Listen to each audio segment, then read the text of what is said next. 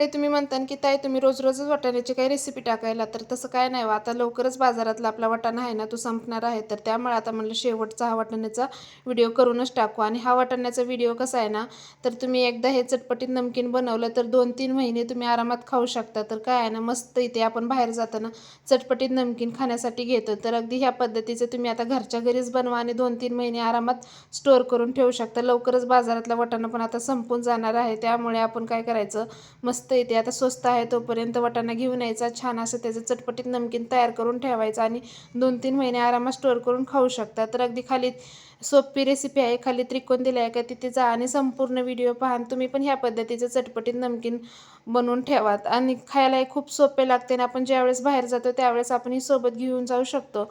चला मग, अगदी मस्त सोप्या पद्धतीने तुम्हाला बनवून दाखवलेलं आहे. तर त्याचबरोबर व्हिडिओ आवडल्यास व्हिडिओला लाईक करा आणि चला आता तेवढं पटकन चॅनलला सबस्क्राईब करून टाका की.